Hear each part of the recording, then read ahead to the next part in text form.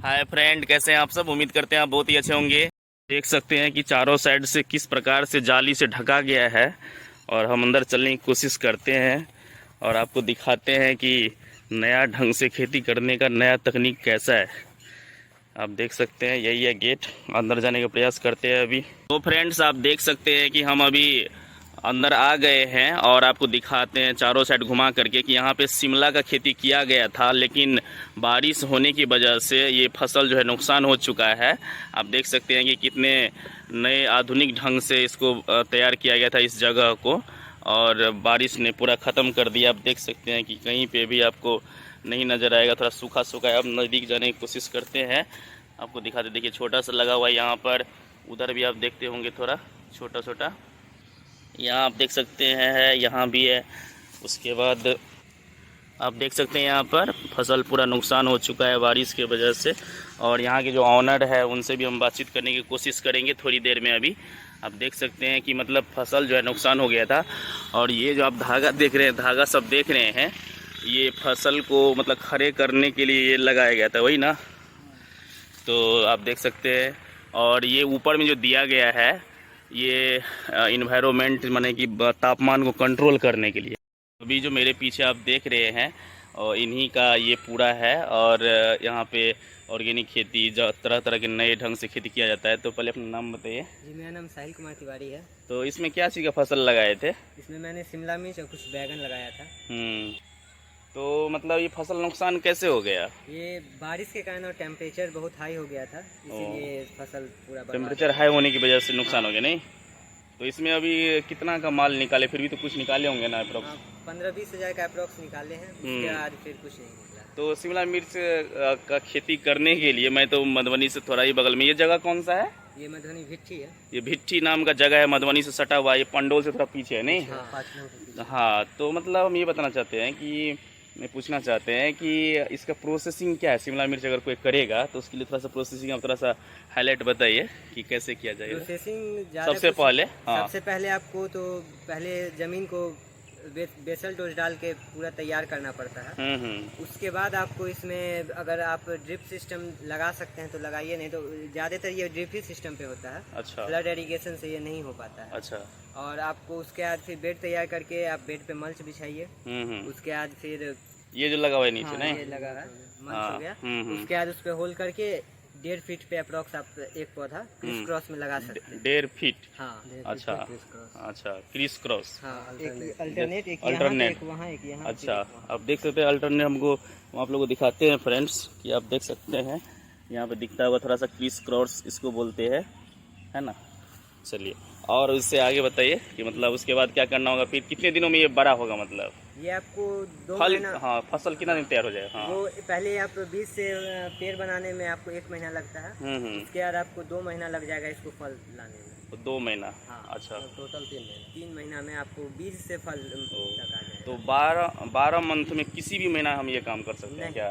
तो फिर किस मौसम, कौन सा मौसम में सबसे ज्यादा होता है? सितंबर एंड में आप लगा दीजिए। हाँ, और आपको मार्च तक आपको निकालना पड़ेगा, क्योंकि अपने साइड का गर्मी बहुत ज़्यादा है। बहुत। अभी भी देख सकते हैं फ्रेंड्स की बहुत ज़्यादा गर्मी है। हाँ, तो इसीलिए ये आपको 25 से 30 डिग्री सेल्सियस तक ही आपको ये कर पाता है। तो आप समझ सकते हैं कि 25 डिग्री से लेकर के 30 डिग्री तक। नहीं, ये मैंने बीज सिजिंटा का इंडस वैरायटी यूज़ किया हूँ।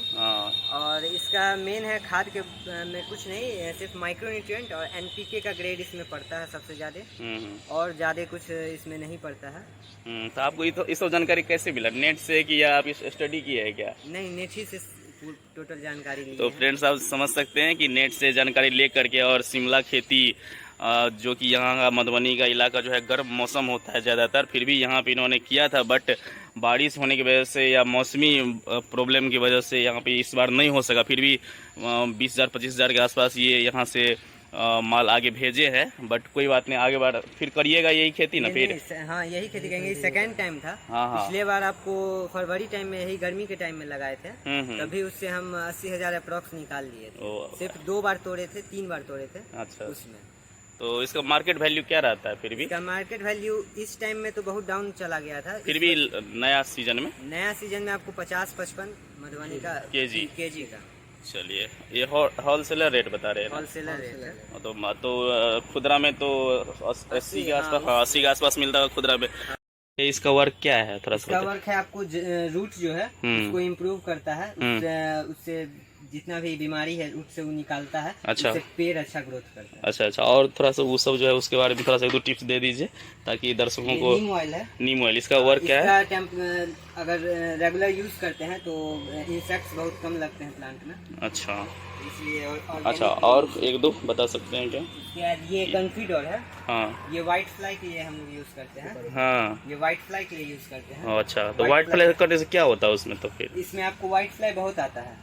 जो व्हाइट फ्लाई मतलब थोड़ा सा डिटेल बताइए। छोटा कीड़ा होता है, अच्छा, उजला कलर का, उसके लिए ये स्प्रे होता है। इसमें इमिडाक्लोप्रिड रहता है। अच्छा, तो उसके कारण इसको यूज। इसका रेट तो महंगा होता होगा? हाँ, इसका रेट रहता है महंगा, लेकिन अच्छा, 1 ml पर लीटर पड़ता है। अच्छा, और कुछ? इसका ये क्या है? एक्सन है। हाँ, ये आपको थ्रिप्स में पड़ता है। थ्रिप्स, थ्रिप्स, थ्रिप्स जब पत्ता ऊपर मुँह मुड़ता है, हाँ, उसको थ्रिप्स बोलते हैं। तो उसमें ये यूज किया जाता है। अच्छा अच्छा, और है कुछ? हाँ, ये टैगमाइट है। ये माइट्स में यूज होता है। हाँ, जब पत्ता नीचे मुँह मुड़ता है तो उसको माइट्स कहते हैं, तो उसमें ये यूज करते हैं। अच्छा अच्छा, थैंक यू। और उसके बाद ये हेल्पर है। हेल्पर, अच्छा, इसका वर्क बताइए हेल्पर का। स्टिकी ये है। अगर इसको कोई सा भी स्प्रे में मिलाते हैं तो प्लांट पे जाने के बाद उसको स्टिक करता है, जो पौधा पे ज्यादा असर करे। अच्छा, तो ये इसको पकड़ के रखता है। ओके ओके, वाह। और एनीवन? और तो ज्यादा कुछ नहीं। वो क्या है वो साइड में? वो ये टैगराइट है, वही थ्रिप्स के लिए ही है। अच्छा, ये दूसरा है। ये एंट्राकॉल है। एंट्राकॉल, इसका वर्क क्या है? इसका जैसे फंगस टाइप का आ गया कुछ, या ठंडी में आपको ये लग जाता है, क्या बोलते हैं, पाला लग जाता है। पाला, हाँ, तो उसमें इसको यूज करते हैं। ओ, चलिए ठीक है, थैंक यू। थोड़ा सा ये हैंडपम्प के बारे में बताइए, क्या सब है, कैसे क्या है, ये बताइए। कहाँ से लाए पहले ये बताइए। ये आपको सरकार की तरफ से सब्सिडी के थ्रू मिला हुआ है। हाँ, पॉली हाउस प्लस ये सब। अच्छा, तो बताइए थोड़ा सा ये समरसेबुल है। समरसेबुल, अच्छा। ये उसके बाद यहाँ से पानी आता है। ये हाइड्रोक्लोन फिल्टर है। क्या है? हाइड्रोक्लोन फिल्टर। हाइड्रोक्लोन फिल्टर, अच्छा। आपको छोटा सा छेद है और पानी पूरा गोल गोल घूमता है, तो जो बालू रहा एक्स्ट्रा तो इसमें होता है, इसमें निकल जाएगा। उसके बाद साफ पानी, साफ पानी मतलब उधर जाता है। हाँ, तो मैंने इसको साफ पानी चाहिए शिमला मिर्च में? पूरा साफ पानी, क्योंकि ड्रिप इरिगेशन नहीं तो चौक होता है। अच्छा अच्छा, उसमें अगर हल्का भी कचरा गया तो चौक होगा। अच्छा, उसके बाद यहाँ से आता है तो यहाँ एक सेट लगता है, वेंचुरी सेट, वेंचुरी कहते हैं। तो उससे क्या होता है, खाद पानी देना है, इस सेट से अंदर जाएगा। यहाँ पे एक सेट लगेगा, अभी निकाले हुए हैं। तो इस सेट से पानी मतलब खाद अंदर जाता है। खाद अंदर जाता है, हाँ। उसके बाद फिर यहाँ पे है सैंडिक्स फिल्टर। ये सैंडिक्स, अच्छा, ये सैंडिक्स फिल्टर है। ये आपको उससे जो छोटा बालू है उसको साइड करेगा। अच्छा, मतलब यहाँ पहले मेन साफ यहाँ हुआ, फिर यहाँ जो भी रहा सहा है वो इधर यहाँ खत्म होगा, कचरा पचरा। उसके बाद फिर पानी अंदर जाता है। अच्छा, बाप रे, इतना लंबा प्रोसेस। तो ये तो लाइन पे चल रही है। नीचे वाला क्या है, सबसे नीचे मोटर लगा है क्या? नहीं, मोटर नहीं है। इसमें आपको बालू जमा होता है। इससे जो बालू हुआ ना, तो फिर इसमें जमा हो जाएगा। फिर वहाँ नोजल है, उसको खोल देंगे तो टोटल बालू निकल जाएगा उसमें से। तो फ्रेंड्स, आपने यहाँ पर जो ये हैंड पंप था, इनके बारे में आपने जानकारी लिया। और इंसान को ही सिर्फ साफ पानी नहीं चाहिए, शिमला मिर्च को भी साफ पानी चाहिए। तो आप समझ सकते हैं कि शिमला मिर्च को भी साफ पानी मिलने का मतलब क्या हुआ, कि स्वच्छ पानी का क्या वैल्यू है, आप समझ सकते हैं। तो पूरी जानकारी आपको कैसा लगा मुझे कमेंट सेक्शन में ज़रूर बताइएगा। अगर आप चैनल पर नए हैं तो मेरे चैनल को ज़रूर सब्सक्राइब कर लीजिएगा। मिलते हैं फिर नेक्स्ट वीडियो में, तब तक के लिए बाय।